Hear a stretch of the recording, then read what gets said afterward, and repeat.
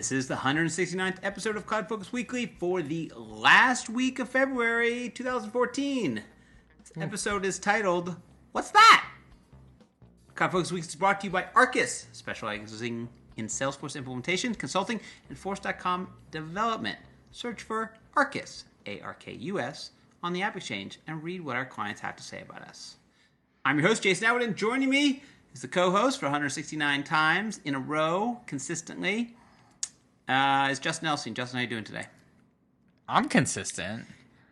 I'm in a good mood today. Thanks. You're in a good mood this afternoon. This afternoon, I'm in such a good mood. It's unbelievable. This morning, not so much. Well, things happen from minute to minute. In the show notes, what I should do is post your chats to me in the morning and how you were ranting. You know what you should do is post little emoticons like, here's Justin in the morning, frowny face. Yeah. Or like anger, the red one where it's like, grrr, Yes. we're about to burst. But now I'm like smiley face. Because you're going to Peter Luger's. I'm going to Peter Luger's in T-minus 2 hours. Have you eaten all day? I had a very small lunch. I would have a carrot. I had like one of those frozen lean cuisine tiny little lunches. That's terrible. Yeah. That's gonna fight with all that good food you put. I don't think so. Oh. I think it's like tell not the even there people anymore. out there why you're going to Peter Luger's. It's the family bachelor party. Oh, not to be confused with the actual bachelor party, which is occurring next week. Oh, that's next week? Next week is the real bachelor cool. party. That'll be cool. This week is the family bachelor party for my G-rated. dad, my future father-in-law, my current brother-in-law, and my future brother-in-law, because neither of them can make it to the real bachelor party. Oh. All right. Well, that sounds fun. This is for the family, and we're going to Peter Luger's. Why not? Very good. Hope someone's bringing cash. Don't understand why they don't take credit cards. They take like Luger bucks, or like you can have a Luger card, I think. Really? I think they have their own card. Yeah. It's like, I get it. It's like, oh, you're original. No, just take credit cards. Stop. No, Stop. I like it. No, stop. Cash, it's probably some tax thing. Sorry, Luger's. It's not a tax thing. I mean, unless Yeah, you want to get ripped off. that steak wasn't $180. Do you know it how was much? $40. Cash is the worst thing in a restaurant or bar business because people steal it. That's why you go on. Is this about the cloud or is this about steak? What is this That's why when you about? fly in the cloud, see how I did there, in Delta and all the things now, they don't take cash because cash gets misplaced. No cash. It's credit card only. Credit and debit. All right. Speaking of credits and debits, we have a blog. Really? Yeah. Okay. It's pretty good, right? No. So we have a blog post of the week, which is close to my heart. Which is about going mobile with Google Drive on iOS. We have some Salesforce performance issues, which We're just gonna rant a little. All right. I think. I put this in there, and I feel like we haven't ranted in a while about Salesforce, and I feel like enough people who work at Salesforce actually listen to this show and might listen and be like, whoa, maybe we got to pay attention here. All right, and then we'll do Facebook. We'll do the Facebook news, which is pretty big in the world of Facebook and social. That Facebook acquired WhatsApp. That's right. For reportedly $19 billion. That's a lot of Peter Luger steak. Ridiculous. That's like 4 steaks. That's ridiculous. All right, let's start off with the best of the best. The blog post of the week. Going mobile with Google Drive on iOS on blog.arkusinc.com. And Not .biz. so this came about because we're big Google Drive users. We are.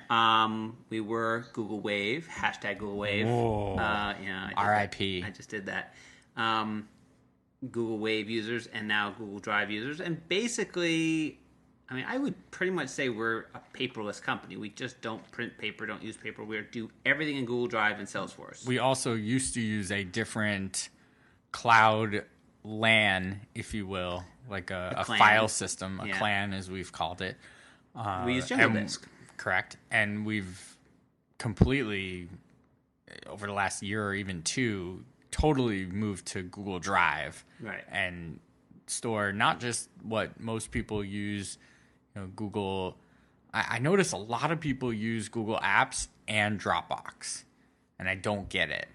You're looking at one. No, not in your personal life. Right. In as businesses, like Right. I'll go into a small business where we'll be implementing Salesforce, and they'll be up on Google for their mail, and they'll be using Google Docs, sorta. Right. But then they're still falling back on like Word docs and PowerPoints, and they're storing those in Dropbox folders. And I just never could quite understand why you would do that as a business. I don't think it's doing it as business. I just don't think that people understand really Google Drive. And honestly, the learning curve for Google Drive from Google Docs to Google Drive, it's not easy. Like it's not a simple thing to say, oh, it's this plus this plus this. Not only is Google Docs, Sheets, Slides, whatever, they all have their quirks, and you have to kind of get used to them. Once you get used to them, I think they're very powerful, but they're kind of like, oh, this is odd. Then there's this drive concept that there's this My Drive, and then there's this syncing thing, and it, even if I were to try to explain to someone, I mean, we've been using it forever, I'd be like, well, it's kind of, this thing syncs this way, but if you put it here, then it kind of syncs this way, and it's a little bit... I think the My Drive is the part that is confusing, as opposed to just like, you have access to this folder, so it syncs. Right. I have access to this folder, but it only syncs because I put the folder in a place where I put it. It's not where someone else put it. It's where I put it, so it syncs. And then I checked off a box that said sync this one. Right. I actually just the other day on a Google Drive moment, in one of the sort of features and lacking features of Google Drive is you can't go into a subfolder and say don't sync this subfolder. So you have to do everything at the top level. So I was syncing everything, and the other day I just started to run out of space, and this is my CloudFocus app pick of the week will be useful on my drive, and I was like, what is going on here? Funny thing is, it turned out to be that it was something awry on my Mac, and I found out what it was, and I got rid of it. But then I said, you know what? There's so much data that we're carrying around. You know, company's 4 years old now. We have lots of archive stuff. And I went back, even like old episodes. We have every episode sitting there, and I'm syncing every single episode. Oh, you sync those? Those don't sync for me. Right. So I've been syncing everything. So I basically pulled everything into a huge archive folder and then unsynced that folder. So then all the stuff then disappears. So while I have the last 3 or 4 copies of things, everything in the archive folder doesn't sync. So then now I can move clients into archive and whatever into archive, and then they stop syncing and free up space. Anyway, so I wrote a podcast. You wrote a podcast? How did you do that? I did. That's fantastic. So awesome. I wrote a blog post about going mobile with Google Drive. Yeah. Because the landscape if you're an Android user, this is one of the few things that if you're an Android user, you know, Google's... say a few things. Well, a few. That's I'm saying a few things that it's sort of the opposite, meaning that it's much better in the Android world. Google integration is better in the Android world. Go figure. Yeah, no duh. And Google Drive and Google Docs and things like that are a little bit better, tightly integrated. And on the iOS, it's sort of a mixed bag. So I thought, well, here's my experiences. I have every one of these apps. I've bought them all. I've bought even more than these. And so I built a little I have quite a few of these. I don't have all of them, though. I don't have... Let's see. What do you have here? You have Authenticator, yes, which I have. That you need That's to have. necessary for two-factor authentication. Gotta have it. So that's good. That's what the... I think they were talking about Salesforce hashtag. Yes. Right? The mobile authenticator Salesforce app. hash. Salesforce hash, which will maybe... Salesforce maybe Pound, I think Salesforce Pound. Maybe will come out. Who knows? We'll see. Similar to that. But I think it's going to work with that and or this. Because this is nice. It's kind of ubiquitous. A lot of other apps use it for their authenticator. Well, side note, rat hole. Huh. This whole podcast has been a side note rat hole. Pretty much. I have now come to the conclusion that SMS notification awful. For services is very bad. Don't like it. Because here's the big gap. Planes. You're on a plane, you don't get an SMS. No. And so that's usually when you're on some weird Wi-Fi or you're in a foreign country. I was in the Bahamas last week. Was it last week? Yes. Yeah, welcome back. Thanks. And SMS is spotty. whereas the authenticator works, and whereas having a backup code works, and whereas so I've almost now said go to email, but I'm not using those. I'm not using SMS for Salesforce anymore. Me either. All right. What So else you you have got here? Google Drive. I have Authenticator. I have Google Drive, which I like. It's their own native or Google's application for Google Drive, which I like. It has good search, has good features. There's a couple drawbacks. Slow I as think heck. a little slow. Depends where you are and what you're doing.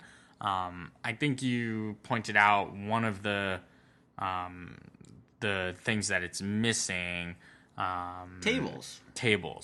Right. In Docs. And we do a lot of things in tables. We do one thing every week that you need to have access to that's in tables. Yes. And and it puts you into a mode that's a little weird, like right? View versus edit mode. Yeah, and I think it like puts you into edit mode immediately, which I guess makes sense because as soon as you hit a Google Doc, there is no view or edit mode. Except for on Google Mobile. Except on Google Mobile, right? There's a view and edit. You could view tables, you just can't edit data within tables. It's a little weird. Well, and companies like Evernote used to do that. You used to land on an Evernote, and you have to go to edit mode, and people complain. It's like, no, when I'm looking at the document, if I can edit it, I can edit it. There shouldn't be an edit mode. Yeah, edit mode's a little weird. But so the next one is Quick Office, and I'll leave some of these for you guys to go look at. But Quick Office is an interesting one because Quick Office was bought by Google. I don't know if I have. Do I have Quick? I'm gonna go to my Google folder. You do that. No. So that's the one that is free. It was a pay app. It was like $20, and then Google bought it and made it free. So it's actually a good. So I guess the end of this article, and we'll move on. You should read it, blog.arkusinc.com. And you can download all of them, but one is free. And you actually commented in Google Docs about saying, you should pick one at the end, because I kind of was saying, there's not really one that sort of shines. You kind of need them all, because they all kind of do a little bit of a different thing.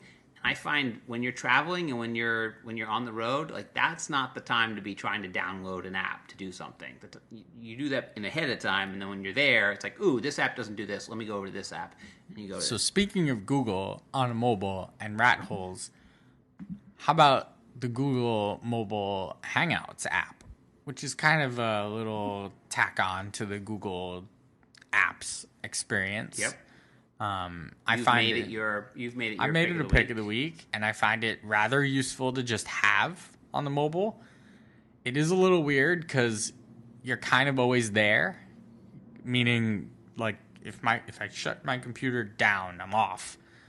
I'm still on. Like I can still get a message, a hangout on my phone, which is sometimes good and sometimes not so great. 'Cause it's like I don't want to be on right now. But you can turn off the notification. Yeah, you can turn the notification off, but then it's almost useless. Well, then you go into it when you want it. Yeah, I feel like instant messages are a little bit different than like emails in that sense. They're more like, here's a quick thing. If I meant it to be an email or something for posterity or whatever, I would shoot you an email. I wouldn't just quickly IM you. But anyway, found some quirks with it, like with the way it works with other clients. We were talking about it this morning, how it works really well in syncing across the mobile client and the web, but not so well across like on the Mac, having messages, having it sync. It's like a very weird, like one way syncs, the other way doesn't, kind of one-way conversation in a way. Messages is sort of like the best and worst thing ever. I can't decide if it's this incredibly cool technology that I don't know how I live without, in that, all my SMSs and everything are all synced together, and they're on the iPhone and on the iPad, and I can join at any point and continue a conversation. Like, I've left my phone sometimes. I left it at the office the other day, and I just kept with my iPad. In some ways, I was like, I don't make phone calls from my phone. I don't. The only thing I do, pretty much, is text. Well, I have a device. It's a big one. It's a phablet.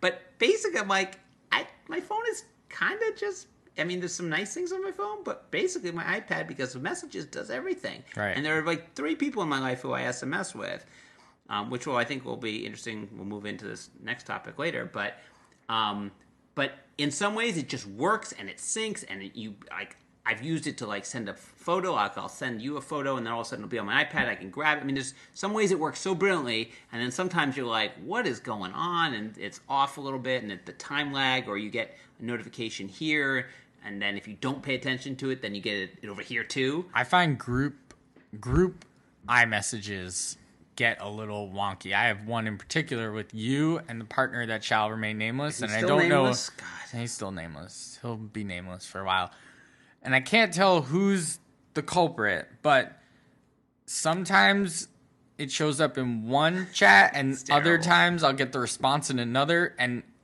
it's because two people started them. So one started it, and one didn't know that one started. And one started so they're literally two different chats, and it just gets totally confused. It doesn't know that they are separate chats. To iMessage, they are two separate chats. Yeah, we need to just delete one.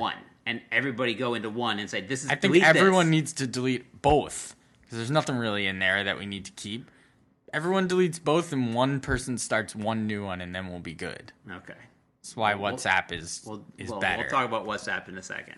Why don't we talk about WhatsApp now? So okay, it makes no sense. It makes no sense to miss over that. So Facebook acquired it. If you hadn't heard, if you hadn't turned on the news, if you hadn't opened your eyes in the last 2 weeks, yeah. So for 19 billion with a B, a soft B. B is one of those letters that you got to pronounce softly on a microphone. Okay. As a professional podcaster. You're mixing up podcasting now, by the way.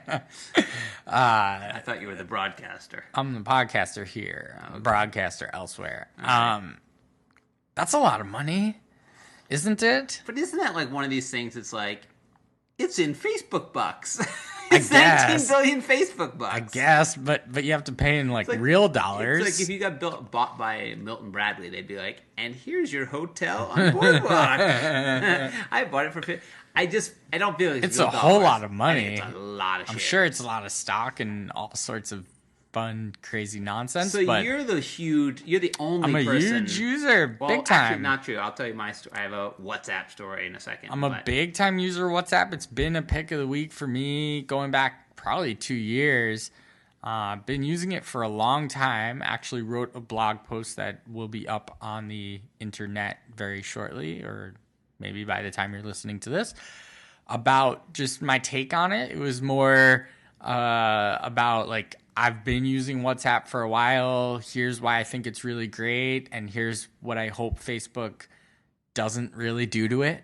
Right. Kind of the idea of like, good for you, you bought it. Can you leave it alone? Because I like it a lot, and I don't want you to mess it up. Well, what could it do to it that you would want to do with it? Well, that's the thing. Nothing. I want them to leave it alone. Well, that's not going to happen. And what I don't want is for it to be like totally embedded.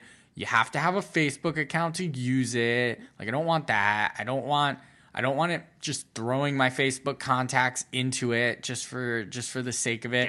I don't want it integrated into Facebook Messenger, which is a failure. Like, guarantee that to happen. I just don't want any of that. I want WhatsApp to just sort of be on its own. And Zuckerberg has come out and said, like, one of the reasons they bought it was he called it a dial tone for the internet. I don't really know what that means, but he was like, messaging is so important, and like being able to get the word out and like spread the word in disasters or other times is really, really important. So to have a way that's sort of a messaging platform is extremely important. They've tried this, Facebook, and totally whiffed on it. Well, multiple times. You know what they're shutting down? Facebook emails, the jatwood@facebook.com or whatever. Well, even the third-party app, like the Facebook Messenger, I thought that was gonna had a chance. Oh wow, I use this WhatsApp thing, but wow, this Facebook Messenger might just abolish that because most of the people you're friends with, they're on Facebook. You can just message back and forth. It's got its own app. Nope, never really used it ever. WhatsApp's still the king of group chats, even one-to-ones. I mean, it's nice to just be able to make. Now it's a little different than it used to be, but back, 3 years ago when WhatsApp came out, you were still paying per text message. I think you still do, I guess, but not shows I don't really look at a phone bill. But But like, who thinks about that now with like all these different ways of Right. texting that aren't really texts? Well, that's what WhatsApp really excels at. Is I'll even use that for one-offs to people because it's not a text message. It's a iMessage, but Right. through WhatsApp service to anybody, Android, whatever platform they have, and particularly really Android. And back then when we started using it was because some of us moved forward and bought iPhones.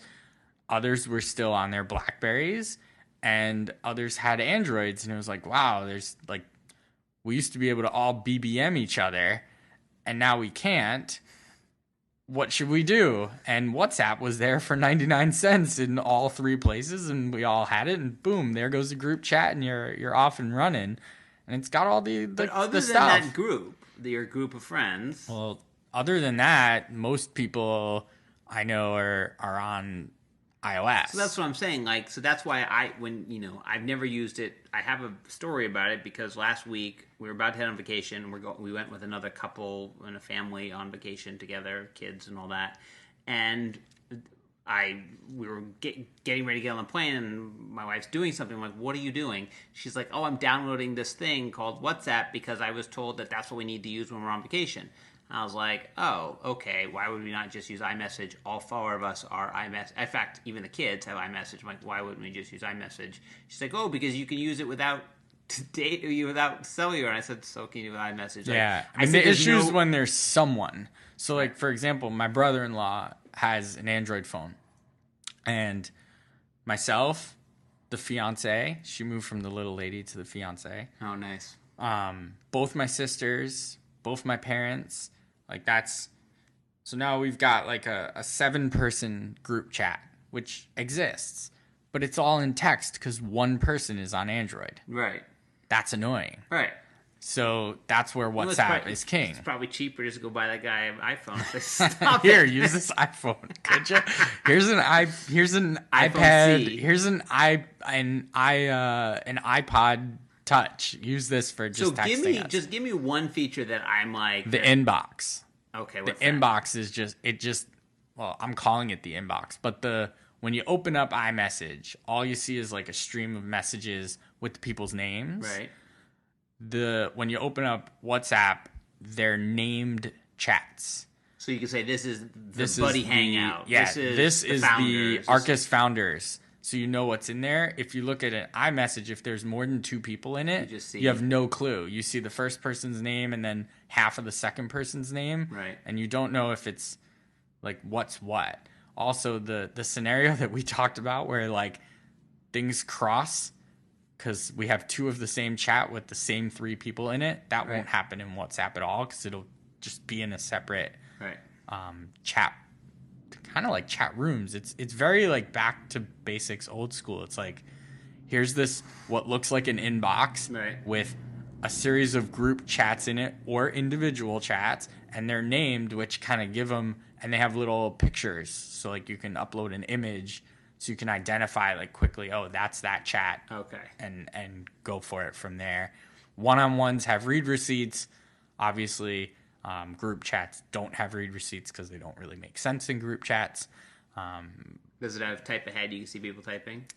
You could see people typing not in a group chat, but in a one-on-one. Send images, send videos, send audio, do all the stuff that you think, So it really and doesn't it's over the Wi-Fi. Right. So absolutely no different except for it's a little bit better. The UI is a little different. At It handles groups a lot better, I think, than iMessage.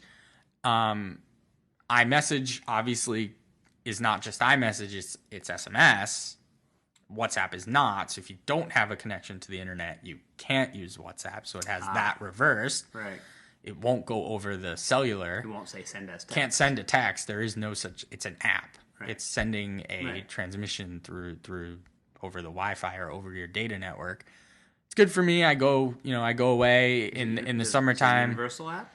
It is not, and that's the biggest downfall. Is that Apple has just totally kept it out of the iPad universe. How would Apple do that? Don't know, but it's not available to download on the iPad. But tell me how that's a thing. No, they just haven't made a universal app of it. Doesn't have to be universal. I can't even get the iPhone version of it onto my iPad. That's them, not... That can't be them. No, because think about Google Hangouts. It's the same app, but it's available on iPad. But how would it not just be available for me to just download through the store?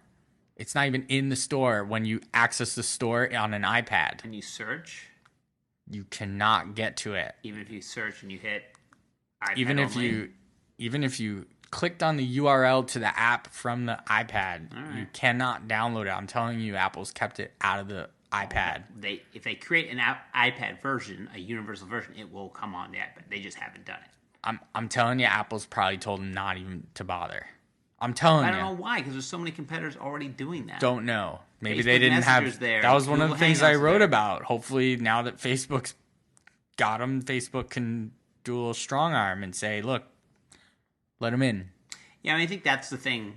So I like the group chatting. It sounds interesting, but the thing that like makes iMessage so powerful is the ubiquitousness of it. That it's on my iPhone, on my iPad, on my desktop, and that they're all connected and they're all in sync. Absolutely. So is there a web version to WhatsApp? Nope. Is there a it's Mac a client mobile, to WhatsApp? No, it's a mobile application. So it means you're just so stuck to your phone.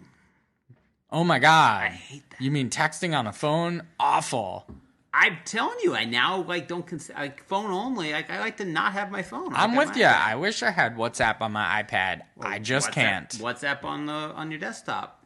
I wish I had it on my iPad. I can do without it on the desktop. I'm fine without that. But I wish I could have it on the iPad. I can't though. Apple won't let me, and I'm sticking to that. Yeah, I don't think that's the case. I'm gonna look for it.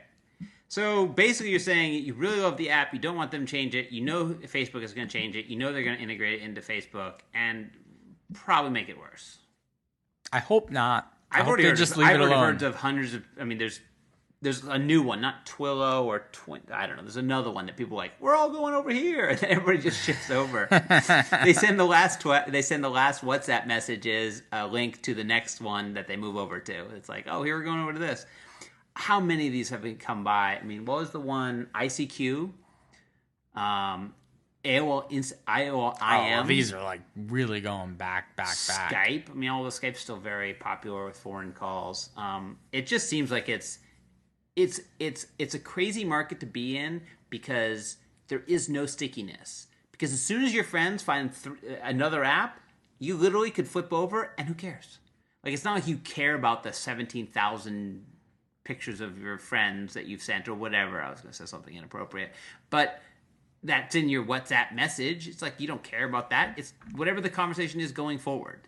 It's like you go back, oh, look what we said 3 years ago. Isn't that funny? Like, no one does that. So, like, it's very instant. And if your 3 friends said, no, WhatsApp, see ya, we're going to X, or your 5 or 7 friends, whatever, you'd be there. And it'd be like, okay, here we are. And the next thing. So it's like these companies building these tools, especially these chat tools, there's not a lot of stickiness to them because you could just move to the next one.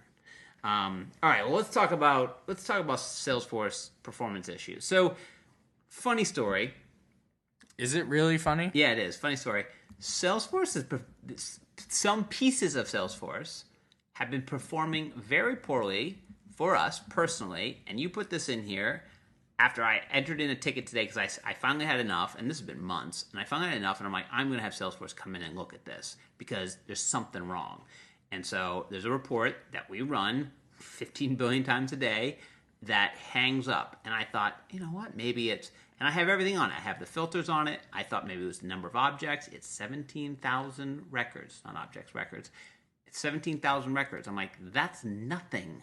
That's nothing. This report hangs all the time.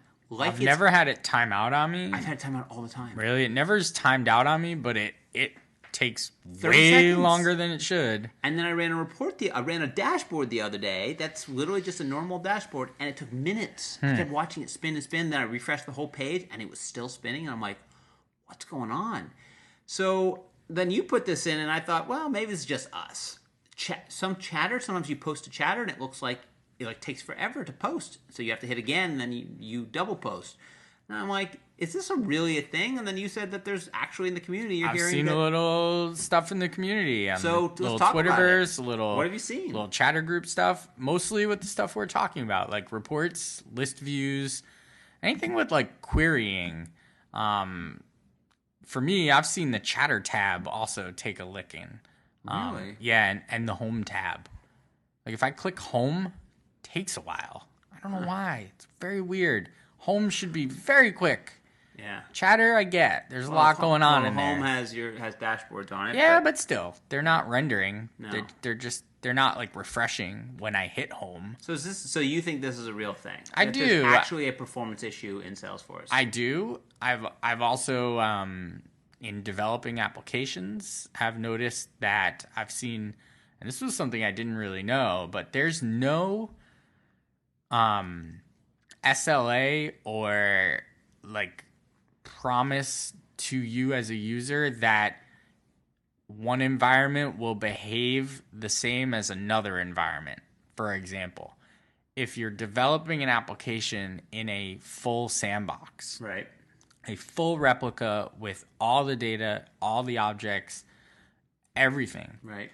and it's performing just fine, and then you move it to production and it's not really performing very well and it's timing out, queries are taking like 2 minutes, there's no difference between the two environments except for which environment they're actually in, which pod. Right. When you talk to Salesforce, they say there's no guarantee of performance between one environment and the other, even though they are exactly the same.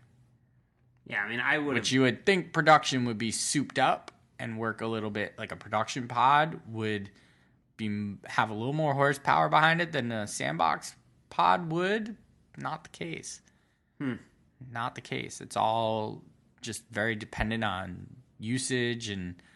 But that makes developing in the environment very difficult. It absolutely does. You could develop something that runs lickety split fine. You throw it in production and it runs poorly, and you're like, well, how do I even develop on this platform?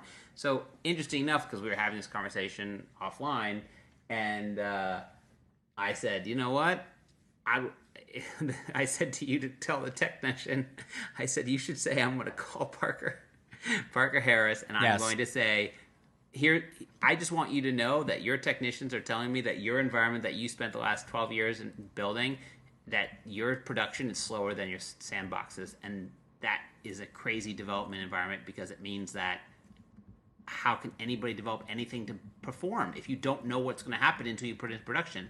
That's terrible. Yeah, I threatened him. I said, I'm calling Parker Harris if you continue to tell me that Sandbox will outperform production. That's ludicrous. So this seems, I did not follow through on my threat, though.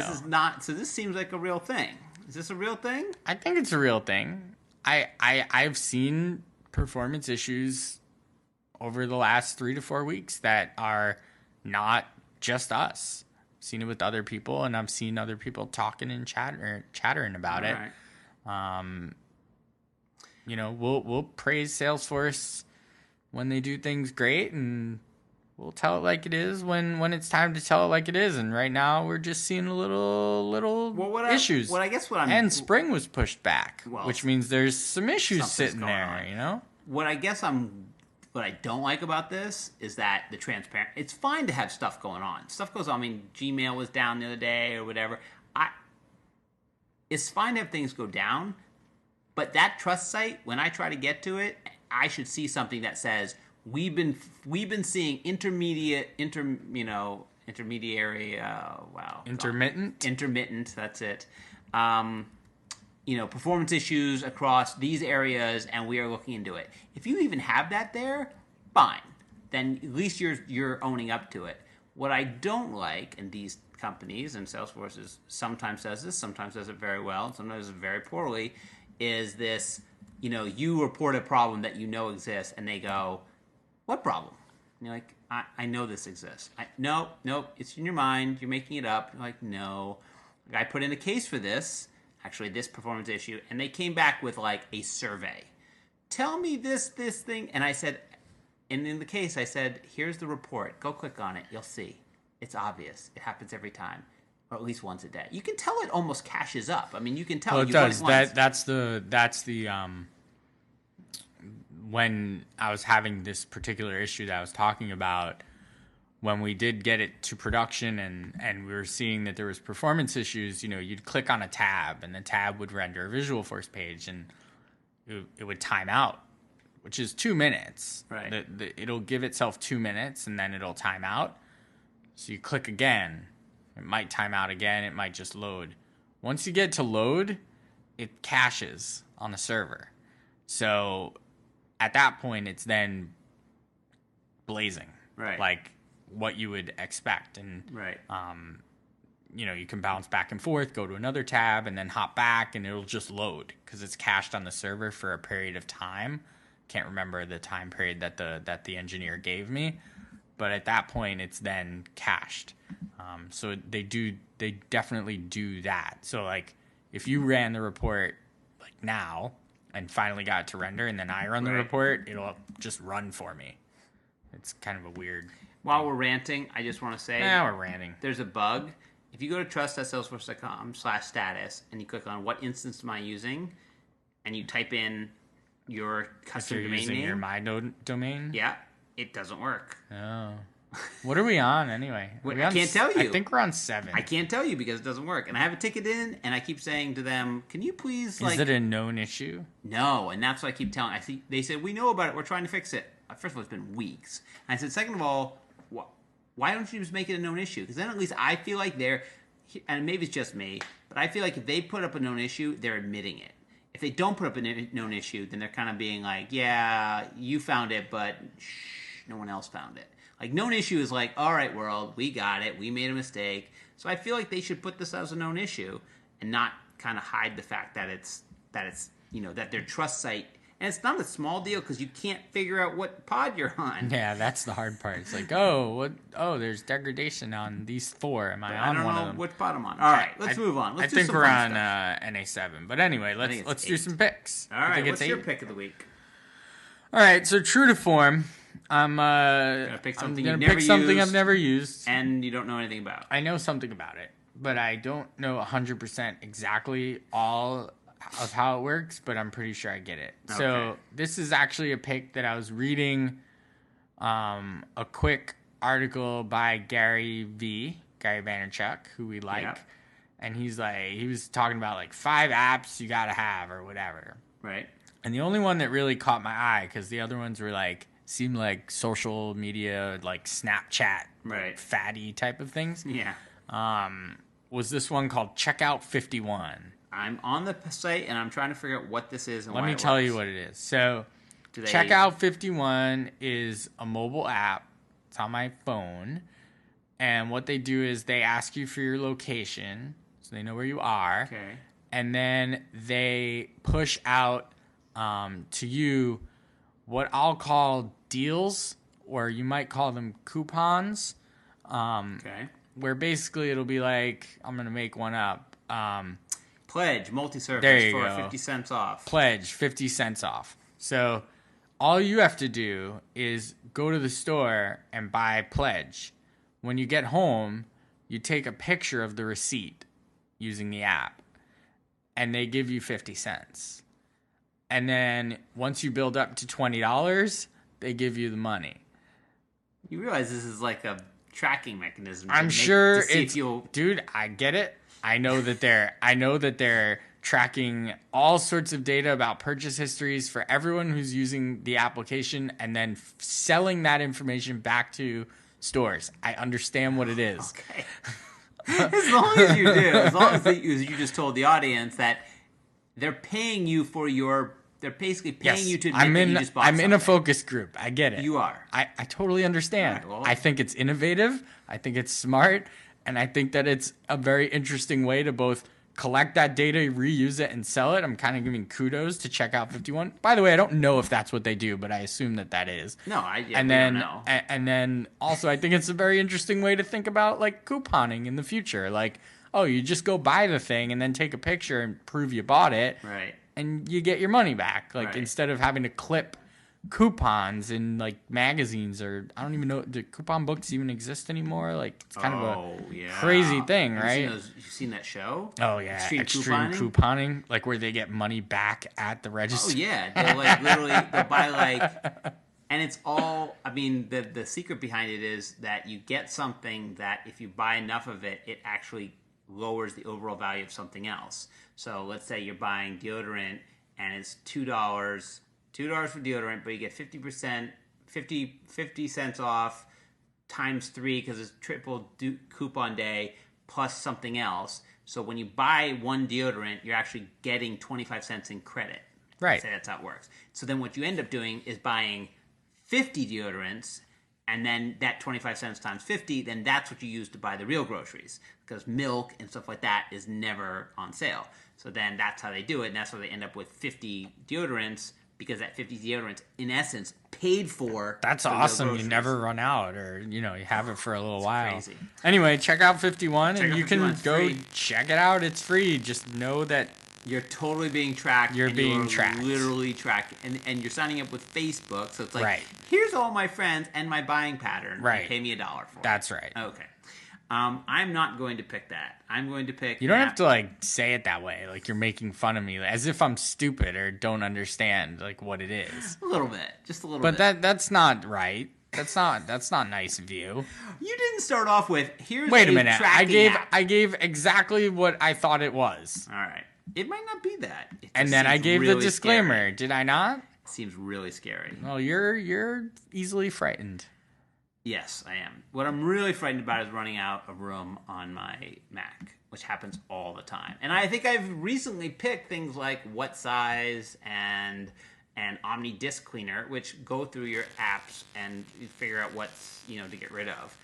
But those weren't doing good enough. So, and I had an issue. Actually, I had an app that I deleted that then had a program that was sitting still on my computer building this log file that I watched my hard drive space disappear over minutes. So it started when I rebooted the computer, it was at 20 gigs left, and then I could sit there and every 5 minutes it would go down by a gig. 19, 18, 17, that is crazy. 16, 15. It was freaking me out. And then it gets down to 0, and then the thing goes haywire. So I couldn't figure it out. Anyway, I figured out what it was and I got rid of it. But since then, there was one of these group buy upgrade. I think it was upgrade to Parallels 9, and so I said, all right, I'm going to do that. And it came with Clean My Mac 2. Oh, that's nice. Yeah. So I got Clean My Mac 2, and I will say, not bad. It does some really nice things. Here's what it does. It looks through your system and finds stuff that you need to get rid of. Applications that are old, that are not going to be used anymore, can't even run on your computer. It finds huge, large files and tells you when you've used them, when you haven't used them. Finds old applications, again, and it'll list them by when you use them, which is nice, because then you go, oh, I don't use that anymore. Yeah, get rid of it. And then when you get rid of something, it then takes out everything. It takes out the preferences. Oh, really goes deep. Yes, it goes deep. Nice. It also does an iPhoto cleanup, where it'll go through, look at your iPhoto collection and say, you've got 20 gigabytes worth of stuff that just dupes. Or just stuff that's like, whenever you make a picture and you change it, it'll keep a copy, and then you change it, keep a copy. And so like it'll say, I'll sweep all that out. And it can even look through your extensions and see that you have all these extensions running and which ones, and you can disable and delete them. It's really nice. It's not worth the $40 off the retail. But if you're buying something else and it comes with it, it's good. So I wouldn't buy it $40, but I think I bought, like for $60, I got Parallels 9 and this. And I was like, okay. That's not bad. That's not bad. Anyway, pretty nice little app. Runs great. I've been using it for many days. Clean My Mac 2. There is a free version you can try, and then it won't do certain things. But I'll tell you, I threw it on my drive. I saved 15, 16 gigabytes. And That's pretty good. But I've been trying to do this, so it's not like I was just, it didn't find the easy stuff because I already did the easy stuff. It found the hard stuff. So, Clean My Mac 2 by MacPaw for $39.95. Nice. Alrighty, well, that's it for us. Follow Justin at Just Edelstein, a.k.a. Couponer. Okay, what? No, Couponer. I don't like you. At Jason M. Atwood at Arkus Inc. Facebook. I'm done with you. Go to Facebook and give them all information, and then follow us at facebook.com/Arkus Inc. Dreamforce Portal Group, Success Community Group, LinkedIn, Google+, and subscribe and review us on iTunes. Please, please, please. We'll see you next week. It's going to have to be an early one next week. Yeah, it will. Because I'm out and then you're out. We're both out. So you guys put that together. And then we'll see next week. We'll do another one. And we'll be back. Until then, as always, this is Justin and Jason saying, enjoy those cloudy days.